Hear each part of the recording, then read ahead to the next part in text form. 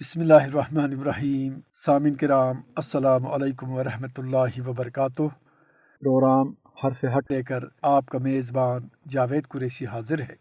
آج کے پروگرام کا موضوع ہے 5 جنوری 1949 کی قرارداد۔ 5 جنوری صرف ایک تاریخ ہی نہیں بلکہ کشمیریوں کی جدوجہد آزادی کے لیے اہم ترین دن بھی مانا جاتا ہے۔ آج کے روز پوری دنیا میں کشمیری عوام حق خود ارادت منا رہے ہیں۔ 1949 میں آج اقوام متحدہ کے کمیشن برائے پاکستان اور بھارت نے انتہائی اہم قرارداد منظور کی تھی۔ اجلاس میں منظور کی جانے والی قرارداد میں واضح طور پر کہا گیا تھا کہ ریاست جموں کشمیر کے الحاق کا فیصلہ جمہوری انداز میں عوام کی منشا کے مطابق کیا جائے گا، لیکن 75 برس گزرنے کے بعد بھی موجودہ جموں کشمیر کے عوام بنیادی حقوق سے محروم ہیں۔ وہ آج بھی بھارت سے آزادی کے لیے اسی طرح جدوجہد کر رہے ہیں جیسے 77 سال پہلے کر رہے تھے۔ اب تو ان کے حقوق غصب کرنے کے لیے نت نئے پینترے آزمائے جا رہے ہیں۔ کشمیری عوام کو ان کے گھروں میں محصور کر دیا گیا ہے اور انہیں بازار تو درکنار ہسپتال تک جانے کی اجازت نہیں ملتی۔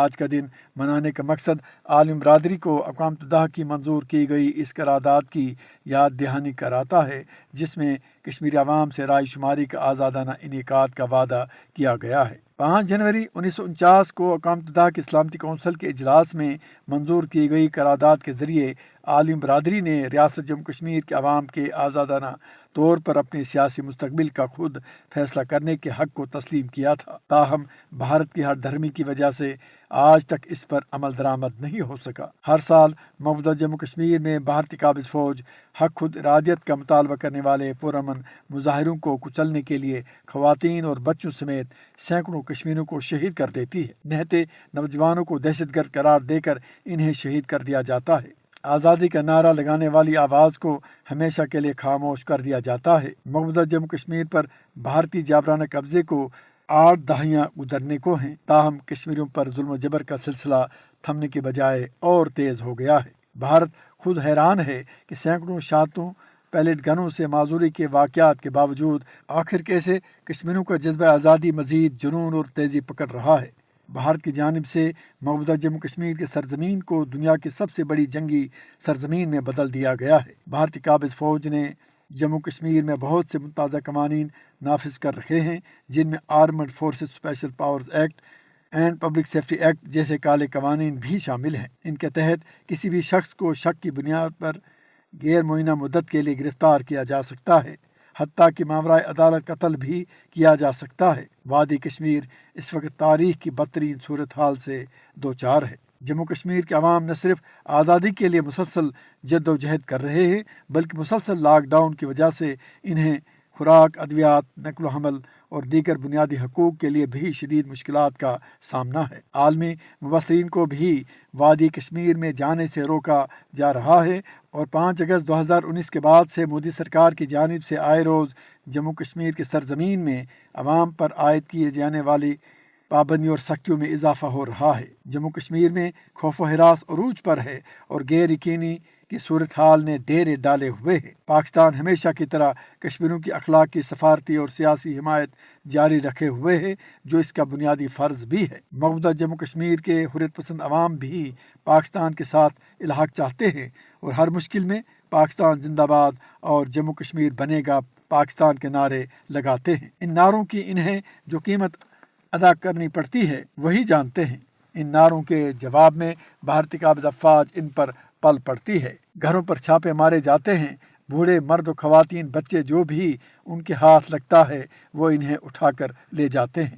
دیکھا جائے تو بھارت ہر دھرمی کی آخری حدوں کو چھو رہا ہے، تاہم وقت ہمیشہ ایک سا نہیں رہتا۔ ہمیں یقین ہے کہ جموں کشمیر کی آزادی کا سورج ایک نہ ایک دن ضرور طلوع ہوگا۔ مسلمان کا ایمان ہے کہ باطل مٹ کر رہتا ہے، فتح حق کی ہوتی ہے۔ رات کتنی ہی طویل ہو، سویرا ضرور ہوتا ہے۔ کشمیری بھی اسی امید پر جی رہے ہیں۔ وہ جدوجہد کرنا جانتے ہیں اور کرتے رہیں گے۔ شہادت کی خواہش ان کے خون میں رچ بس چکی ہے۔ موت کا خوف انہیں ان کے مقصد کے حصول سے باز نہیں رکھ سکتا۔ انہیں یقین ہے باہر کتنے ہی ہتھ کنڈے آزما لے، پسپائی اس کا مقدر بنے گی۔ وقت نے ثابت کیا کہ مودی سرکار کی جانب سے موجودہ جموں کشمیر میں دہشت گردی جتنی بڑھی اتنی ہی جموں کشمیر میں آزادی کی لہر میں تیزی دیکھنے کو ملی۔ 5 جنوری کی قرارداد کے نکات کا جائزہ لینا اور اسے دہرانا اس لیے ضروری ہے تاکہ مسئلہ کشمیر کی اہمیت کو اجاگر کیا جا سکے اور بھارت سمیت عالمی برادری کو یہ باور کرایا جا سکے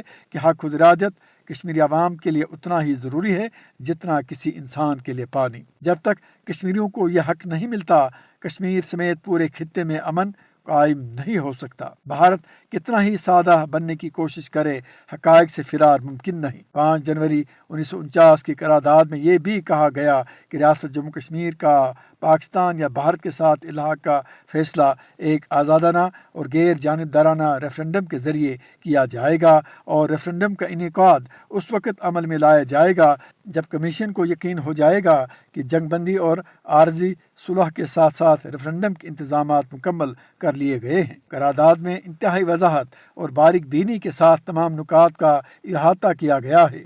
یہ بھی طے پایا کہ کمیشن کے اتفاق رائے کے ساتھ اقوام متحدہ کے سیکرٹری جنرل عالمی مقام کے حامل ایک عمومی طور پر قابل اعتماد شخصیت کو ریفرنڈم کا منتظم مقرر کریں گے، جس کو باضابطہ طور پر ریاست جموں کشمیر کی طرف سے اس عہدے پر تعینات کیا جائے گا۔ ریفرنڈم کے منتظم کو ریاست جموں کشمیر کی جانب سے وہ تمام اختیارات حاصل ہوں گے جنہیں وہ ریفرنڈم کے انعقاد اور اس کی غیر جانبداری کو یقینی بنانے کے لیے ضروری منظور کرے گا۔